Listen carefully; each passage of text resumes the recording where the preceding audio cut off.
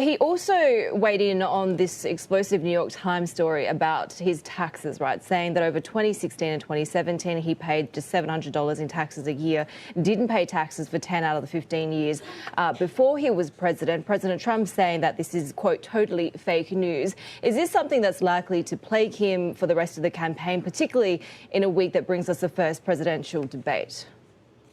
Well, in a normal election, but we don't have normal elections in the United States anymore, but in a normal election, the fact that a man has not paid income taxes, it was $750 the year he got elected, $750 his first year in office, would be bad. You'd say, he's not paying, I'm paying taxes, he's not paying taxes.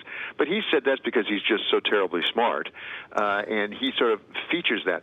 I do think it maybe raises questions about his business acumen. I mean, he's run as a billionaire and said that he's so astute as a businessman. According to this New York Times report, at least, where they went over 2 decades of his tax returns, it appears that he's losing a lot of money, and he has a big dispute with the IRS. If he loses that audit battle, he could have a $100 million tax bill coming due. And David, of course, as Heidi mentioned, we are really looking ahead to that presidential debate on Tuesday. What should we be expecting there, and how high are the stakes?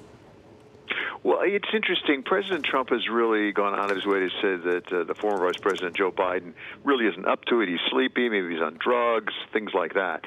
He may have made a mistake by lowering expectations so much, so now if Joe Biden does a decent job, it'll be a success from his point of view.